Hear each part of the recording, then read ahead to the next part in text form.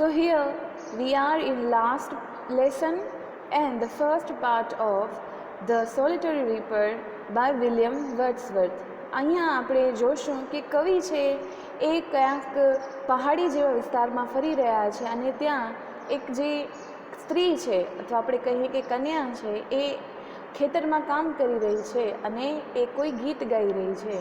એના વિશે કવિ શું વિચારે છે ને શું કહે છે એ વાત છે. પણ એનાથી પહેલાં આપણે જોઈએ કે કવિ કોણ છે, તો એના માટે આપણે એમનો પરિચય મેળવશું. William Wordsworth 1770 to 1850 was born at Cockermouth in Cumberland, England.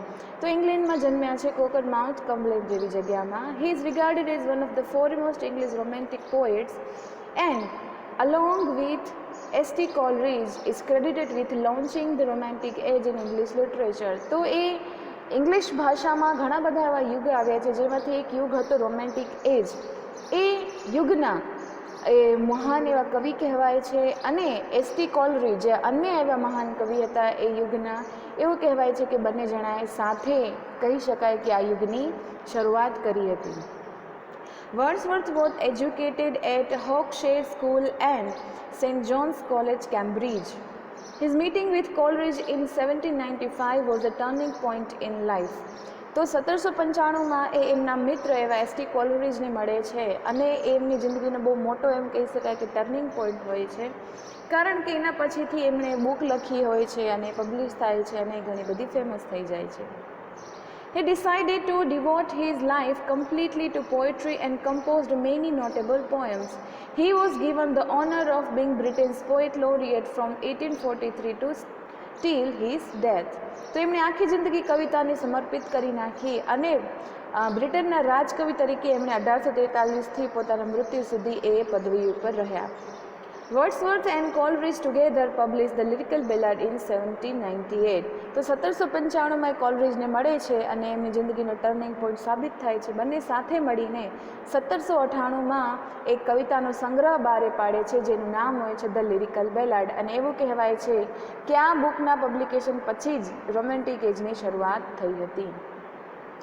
Now let's get some information about the poem. The poem is probably one of the Wordsworth's most famous poems. Written in first person. First person એટલે કે કવિતાની અંદર કવિ પોતે છે અને વાતો કરે છે. The lyrical ballad depicts the theme of ironic beauty of a melancholy as against the more positive emotions such as delight and joy. કવિતામાં આપણે એ જોઈએ છીએ કે મેલેન્કલીનો મતલબ થાય છે ઉદાસીનતા, ઉદાસ ભાવ. તો અહીંયા ઉદાસીન ભાવને પણ કેટલો ખૂબસૂરતી સાથે બતાવ્યું છે, જ્યારે કે એ એટલો લોકોને પસંદ નથી, એટલો સરસ ભાવ નથી જેવો ડિલાઇટ અને જોય છે, પણ કવિ અહીંયા એ ભાવની ખૂબસૂરતી પણ દર્શાવે છે. The words of the Reaper's song are not understood by the speaker, but its beauty is such that his attention is focused on the tone, the expression and the blissful mood it creates in him. So he couldn't understand the words because she is singing in completely different language, but he has focused himself on the tone, the expression અને એ જે મૂડમાં ગાઈ રહી છે અને એ જે mood એની અંદર create થઈ રહ્યો છે, કવિ એના પર ફોકસ કરે છે. તમે પણ ઘણા બધા એવા સોંગ સાંભળતા હશો જેની ભાષા કદાચ તમને નહીં સમજાતી હોય, પણ છતાં તમને એનું મ્યુઝિક, એનું જે લહેકો હોય છે એ બધું તમને બહુ ગમતું હોય છે. The poet concludes that even if he cannot grasp the meaning of the song, the tune had touched his heart. કવિ કબૂલે છે કે ભલે એને શબ્દોનો મતલબ નથી ખબર પડી રહ્યા, પણ એનું જે ટ્યુન છે એમના દિલ પર વસી ગયું છે. He further stated that the melody has filled the entire valley with its beauty. The impact of the song long lingers in his mind, giving him a joy despite its melancholy nature. તો આ જે કવિ આપણે જે reaper છે એ જે song ગાઈ રહી છે એ આખા વેલી એટલે કે ખીણ જેવા વિસ્તાર છે, પહાડ છે, ત્યાં પડઘો થઈ રહ્યો છે અને આખો એમ કહી શકાય કે વેલી છે આ એ પડઘાથી ભરાઈ ગયું છે. અને એનું જે ઇમ્પેક્ટ છે, એની જે અસર છે કવિના મગજમાં એવી છે કે ભલે એનો આપણે કહી શકીએ કે કવિતાનો કે સોંગનો નેચર મેલેન્કલી ઉદાસ છે, પણ એ જ્યારે જ્યારે કવિને યાદ આવે છે ત્યારે એમના મગજમાં આનંદ છવાઈ જાય છે. The poet has used this poem to depict the universe, nature of the beauty of music that respects no boundary and it not captive to any limitation of language and comprehension. કવિ અહીં બતાવવા માંગે છે કે music કેટલું universal છે. Universal મતલબ શાશ્વત છે અને એ લગભગ દરેક ખૂણાને અસર કરે છે. એને કોઈ બાઉન્ડ્રીઝ નડતી નથી. ભલે એ તમને એની ભાષા કદાચ ન સમજી શકાય પણ તમે મ્યુઝિકની મજા તો લઈ જ શકો છો, કારણ કે મ્યુઝિકની કોઈ બાઉન્ડ્રી હોતી નથી. તો આ હતો આપણો કવિતાનો પરિચય. હવે આપણે કવિતા વિશે થોડુંક જોઈ લઈએ. તો અહીંયા એક વિડીયો મેં મૂક્યો છે જેમાં કવિતા વિશે થોડીક વાત છે, અને કવિતા તો નથી અંદર પણ તમને સમજાવવામાં આવે છે કે કવિ કઈ રીતે રીપરને મળે છે અને આખી શું ઘટના હોય છે.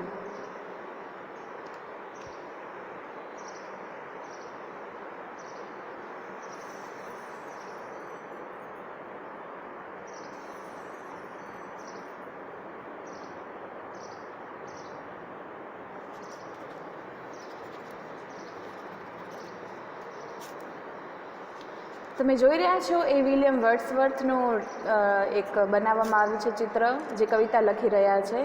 જે કવિતા આપણે ભણવાના છે એ જ કવિતા લખી રહ્યા છે.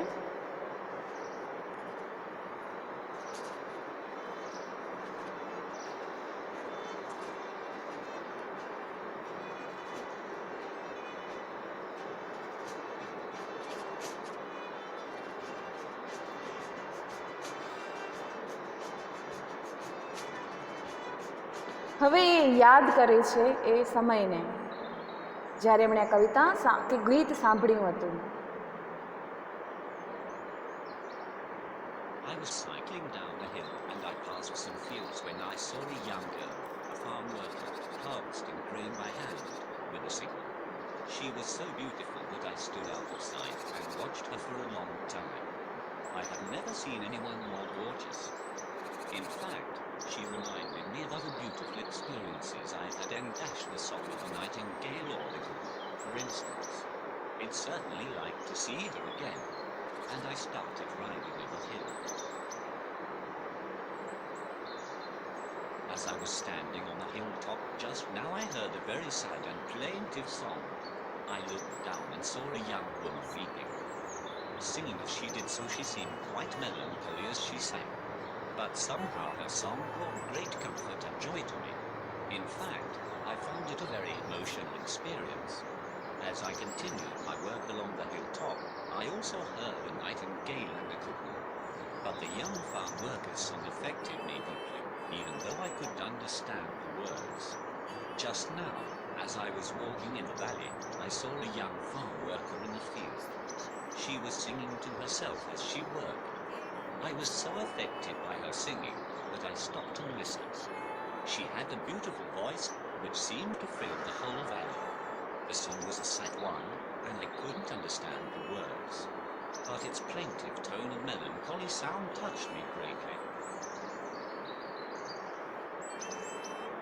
After some time, I ride up the hill, carrying the memory of the young woman's hauntingly beautiful song with me.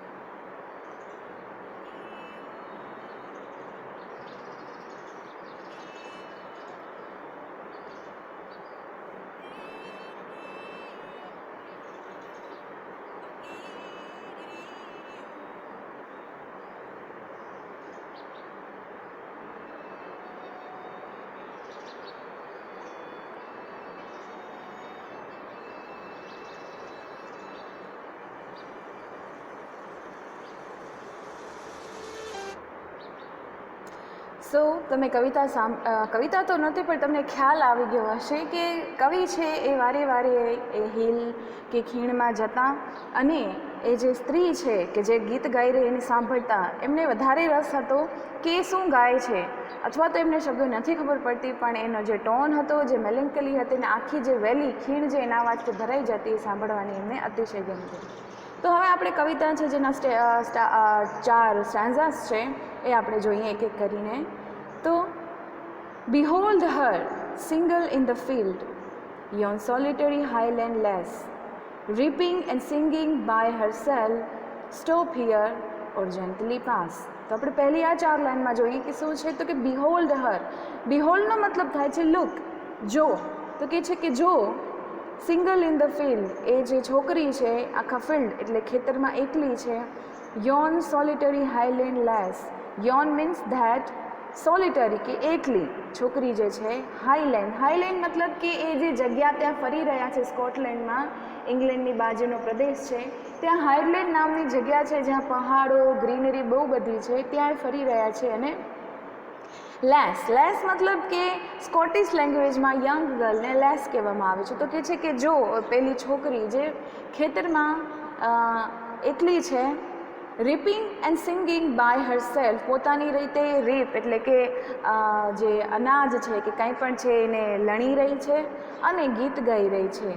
તો સ્ટોપ હિયર ઓર જેન્ટલી બાસ, તો એ પોતાની રીતે પોતાની ધૂનમાં કામ કરી રહી છે, ગાઈ રહી છે, તો એને ડિસ્ટર્બ ન કરો અને યા તો સાંભળો યા તો ચૂપચાપ અહીંથી પસાર થઈ જાઓ. તો એવું લાગે છે કે કવિ જાણે કે કોઈ બીજા ટ્રાવેલર એની જેમ હોય એને કહી રહ્યા હોય કે ભાઈ તમે એને જુઓ અને કેટલો સરસ ગાય છે, એકલી કામ કરે છે, તો વિધાઉટ ડિસ્ટર્બિંગ હર એધર લિસન હર ઓર જેન્ટલી, અવાજ કર્યા વગર અહીંથી નીકળી જાઓ જેથી એ ડિસ્ટર્બ ન થાય. પછી alone she cuts and binds the grain and sings a melancholy strain. Oh, listen, for a well profound is overflowing with the sound. Alone, એકલી એ જે અનાજ કાપી રહી છે, બાંધી રહી છે અને એની સાથે જાણે કે મેલેન્કલી, મેલેન્કલી કોઈ અનહેપી, કારણ કે આપણે મ્યુઝિકથી ખબર પડી જાય કે મ્યુઝિક હેપી છે કે નથી. તો એવું લાગે છે કે કોઈ મેલેન્કલી સોંગ ગાઈ રહી છે, તો કામ કરી રહી છે અને કોઈક મેલેન્કલી એવી ધૂન, ઉદાસીન ધૂન ગાઈ રહી છે. અને સાંભળ કેવું, તો કે પ્રફાઉન્ડ એટલે કે એકદમ મેગ્નિફિશન્ટ, એટલું એકદમ ભવ્ય, કારણ કે ખીણમાં ગાઈ રહી છે તો અવાજ પડઘાઈ રહ્યો છે, તો આખો જાણે કે વેલી છે, ખીણ છે એના અવાજથી ભરાઈ ગઈ છે. એટલો અદ્ભુત એ કહેવાય ને કે વાતાવરણ લાગી રહ્યું છે એના ગીતના કારણે. તો આ સ્ટાન્ઝા છે જેમાં આપણે કવિનો, સ્પીકરનો અને જે છોકરી છે એનો પરિચય મળે છે. પછી No nightingale did ever chant more welcome notes to weary band of travelers in shady hand among Arabian sands. તો હવે અહીંયા કવિ છે સેકન્ડ સ્ટાન્ઝામાં એ જે છોકરી ગીત ગાઈ રહી છે એ ગીત કેવું છે, એનો છોકરીનો અવાજ કેવો છે એ અહીંયા કમ્પેર કરે છે. તો પહેલું જે કમ્પેરિઝન છે કોની સાથે કરે છે, નાઇન્ટિંગેલ સાથે. હવે નાઇન્ટિંગેલ જે પંખી છે પોતાના મધુર અવાજ માટે અતિશય પ્રખ્યાત છે. તો એ કહે છે કે મેં તો આજ સુધી ક્યારે પણ એવી કોઈ નાઇન્ટિંગેલને પણ સાંભળી નથી જેટલું મધુર આ ગાય છે. નાઇન્ટિંગેલ કહે છે કે જ્યારે અરેબિયન સેન્ડ્સ મતલબ અરેબિયન રણમાં જ્યારે કોઈ ટ્રાવેલર્સ હોય, વિયરી એટલે થાકેલા, બેન્ડ એટલે ગ્રુપ, તો કોઈ મુસાફરોનો કોઈ થાકેલો ગ્રુપ હોય અને એ કોઈ શડી હોન્ટ એટલે કે એ જે કોઈ એવો આશ્રય સ્થાન છે જ્યાં બેઠા હોય થાક ખાતા, અને નાઇન્ટિંગેલ જ્યારે પોતાનું ગીત ગાય ને એમનો થાક જેવો ઉતરી જાય, એનાથી પણ વધારે મધુરું આ છોકરી અત્યારે ગાઈ રહી છે. તો એ કોઈ નાઇન્ટિંગેલ પણ એને કહેવાય કે એનાથી વધારે સરસ ના ગાઈ શકાય એવું કમ્પેરિઝન છે. પછીની 4 લાઇનમાં બીજું કમ્પેરિઝન છે, તો કે a voice so thrilling never was heard in spring time from a cuckoo bird, breaking the silences of the seas among the farthest Hebrides. હવે પહેલી જે 4 લાઇન છે એમાં એ કમ્પેરિઝન કરે છે નાઇન્ટિંગેલની સાથે. હવે પછીની જે છે એમાં કુકુ એટલે કે કોયલની સાથે કમ્પેરિઝન કરે છે ને એવું કહે છે કે એનો અવાજ એટલો હદે થ્રિલિંગ છે કે ક્યારે પણ વસંત ઋતુમાં આટલી સરસ રીતે તો કોઈ મેં કોયલને પણ સાંભળી નથી. એનો જે અવાજ છે એ દરિયાઓની શાંતિને પણ ભંગ કરી રહ્યો છે અને જાણે કે ક્યાં પહોંચી રહ્યો છે, તો હેબ્રિડીઝ, હેબ્રિડીઝ મતલબ કે સ્કોટિશ આઇલેન્ડ, આઇલેન્ડ મતલબ કે એવી જગ્યા જેની આસપાસ બસ દરિયો હોય, તો હેબ્રિડીઝ જ્યાં ઘણા કહેવાય ને કે દૂર દૂર સુધી દરિયો છે, એ દરિયાની શાંતિ પણ જાણે કે એ ભાંગી નાખતો હોય એટલો મધુર અવાજ છે કે ખાલી વેલી નહીં પણ દૂર દૂર સુધી પહોંચી રહ્યો છે, પડઘાઈ રહ્યો છે. એના અવાજની સામે તો નાઇન્ટિંગેલ અને કુકુનો અવાજ પણ કંઈ નહીં. તો અહીંયા એણે સીધું કમ્પેરિઝન કર્યું છે. આપણે ખબર પડે કે એ જે છોકરી ગાઈ રહી છે એ કેટલું મધુર ગાઈ રહી છે. હવે એ શું ગાઈ રહી છે એ આપણે ત્રીજા સ્ટેન્ઝામાં જોઈએ. Will no one tell me what she sings? perhaps the plaintive numbers flow for old, unhappy, far off things and battles long ago. પહેલી જ લાઈનમાં ખબર પડી જાય છે કે કવિને ખબર નથી પડતી કે એ શું ગાઈ રહી છે, કારણ કે એ જે પણ ગાઈ રહી છે એ કોઈક બીજી ભાષામાં, સ્કોટિશ લેંગ્વેજમાં ગાઈ રહી છે, જે કવિની ભાષા નથી. So he couldn't understand what she actually sings. So is actually asking કે anybody will tell me what she sings. So આ કોઈ રિટોરિક ક્વેશ્ચન છે, મતલબ કે આનો આન્સર તો કોઈ નથી મળવાનો, પણ ખબર પડે છે કે કવિ નથી ખબર પડતી. હવે શું કરે છે તો કે પોતાની રીતે અનુમાન લગાડે છે કે કદાચ શું ગાઈ રહી હશે. તો પ્લેન્ટિવ નંબર, નંબર મતલબ કે કવિતા, અને પ્લેન્ટિવ મતલબ અનહેપી. પહેલે પણ મેલન્કલી જેવો શબ્દ આવી ચૂક્યો છે, એના જેવો બીજો શબ્દ છે પ્લેન્ટિવ. પ્લેન્ટિવ મતલબ કે કદાચ કોઈક ઉદાસીન ગીત ગાઈ રહી છે, જેવો એનો ટ્યુન છે એનાથી તો એવું લાગે છે. શું તો કે for old, unhappy, far off things and battles long ago. અને શું ગાઈ રહી હશે તો કદાચ કોઈક એવી જૂની કોઈ એવી ઇન્સિડન્ટ હશે, ઘટના હશે, કોઈ ઉદાસીન એવી કોઈ વાત હશે, અથવા તો કોઈક યુદ્ધ ખેલાણું હશે વર્ષો પહેલાં અને જેમાં ખુમારી થઈ હશે, તો એ યુદ્ધ હોઈ શકે. કોઈ અનહેપી ઘટના ઘટાડી હોય ભૂતકાળમાં, પ્રદેશમાં, એના વિશે કદાચ ગાઈ શકી હોય, કારણ કે જેવો એનો ટ્યુન છે એનાથી એવું જ લાગે છે કે કોઈક અનહેપી, ઉદાસ ગીત ગાઈ રહી છે. પછીની 4 લાઇનમાં એ બીજો અનુમાન લગાવે છે કે or it is some more humble day, familiar matters of today, some natural sorrow, loss or pain that has been and may be again. તો આ તો એને એમ લાગે છે કે યા તો કોઈક બહુ મોટી ઘટના ઘટાઈ ગઈ હશે પહેલી 4 લાઇનમાં, અને પછીની 4 લાઇનમાં કહે છે યા તો કોઈક રોજિંદી વાત હશે, રોજિંદી જે જિંદગી હોય એમાં આપણે ઘણા લોકોને મળીએ છીએ, ખોઈ નાખીએ છીએ, નાના મોટા જે આપણા કહેવાય ને કે જિંદગીમાં એવા પ્રસંગો આવે છે કે જે આપણે અનહેપી હોય છે, દુઃખી કરી નાખે છે, તો એવો કોઈ પ્રસંગ હશે, એવી કોઈ વાત હશે જેના ઉપર એ ગાઈ રહી હશે. તો કવિને અહીંયા પ્રશ્નો થાય છે કે એ શું ગાતી હશે. ગાય તો બહુ સરસ છે, પણ એ કવિને ખબર નથી કે શું ગાય છે. યા તો કોઈ બહુ મોટી ભૂતકાળની ઘટના હોઈ શકે, કોઈ યુદ્ધ હોઈ શકે, યા તો જે આપણી જિંદગીમાં રોજબરોજ કંઈક નાનું મોટું ઘટના ઘટાતી હોય છે એના વિશે પણ હોઈ શકે છે. સ્ટાન્ઝા 4માં શું છે તો કે whatever the theme the maiden sang as if her song could have no ending, I saw her singing at her work and over the sickle bending. તો એ મેડન, એ જે યંગ બ્યુટીફુલ છોકરી છે, એ જે પણ ગાઈ રહી હોય, પણ હું ચાહું છું કે ક્યારે પણ થોભે નહીં, એ સતત ગાતી જ રહે. મેં એને એના કામ કરવાની જગ્યાએ ગાતા જોઈ છે, અને સિકલ એટલે કે દાતરડું છે એના હાથમાં છે અને એને ગાઈ રહી હતી. હવે આ જે સ્ટાન્ઝા છે એ ભૂતકાળની વાત છે. તો એ કહે છે કે પહેલા 3 સ્ટાન્ઝા છે ભૂતકાળમાં નહોતા, હવે આપણે જોઈએ છીએ કે ભૂતકાળની વાત છે, કારણ કે અહીંયા કવિ બીજી જગ્યાએ છે. આ વાતને ઘણો ટાઈમ વીતી ગયો છે જ્યારે એમણે આ છોકરીને ગીત ગાતા જોઈ છે, અને હવે યાદ કરી છે કે હા, અમે એક છોકરી જોઈતી જે ખેતરમાં હાથમાં દાતરડું લઈ અને ગીત ગાઈ રહી હતી, અને મેં ઈચ્છ્યું હતું કે એનું ગીત ક્યારે પણ થોભે નહીં. I listened motionless and still, and as I mounted up the hill, the music in my heart I bore, long after it was heard no more.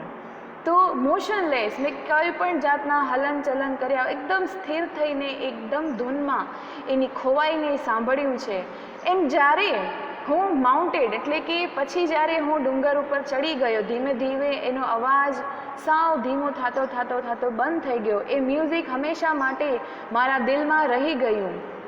A music, A tune, એ ધૂન, એ અવાજ એના પછી મેં ક્યારેય સાંભળ્યો નથી. તો આ આપણી સરસ મજાની નાનકડી કવિતા હતી કે બતાવે છે કે મ્યુઝિકની ઇફેક્ટ આપણા મગજ ઉપર કેટલી હદે હોઈ શકે છે. કે કવિ છે કે એમણે કદાચ ગીત પણ ખબર નથી કે શું ગવાઈ રહ્યું છે, છતાં પણ એને એક ગીત સાંભળવાની મજા આવે છે. Let's see the question answers.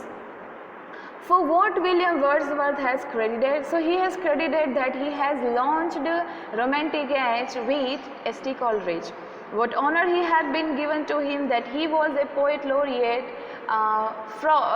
till his death. What the poem is about? The poem is about a speaker or a listener, or we can say poet, was once went to highland hills and he was hearing a beautiful song sung by a lonely reaper. What the reaper is doing? So reaper is binding and reaping the grain, and also she is singing some melancholy song. With whom speaker compares the voices of reaper. So he is comparing voice of reaper with nightingale and cuckoo bird. Did the speaker understand what the reaper sings? No, he couldn't. Even he says first line in the third stanza that anybody will tell me what she sings, because he couldn't understand. She is singing completely different language of him.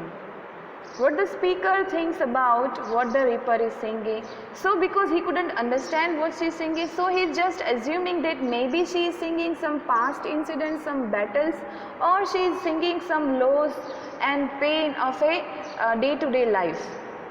What the speaker says in the last stanza, so he says that once he went to hill and he heard a reaper singing a beautiful song, but he couldn't understand it, but he mounted the hill and after that he never heard such a beautiful voice. તો અહીંયા આપણે આપણો જે કવિતા જે છે એ પૂરી કરીએ છીએ first પાર્ટમાં. Second પાર્ટમાં આપણે કવિતાની મીટર, એની રાઇમિંગ સ્કીમ, કવિતાના જે થીમ્સ છે એ આપણે ડિટેલમાં સમજીશું. તો અહીંયા આપણે પાર્ટ 1 કમ્પ્લીટ કરીએ છીએ.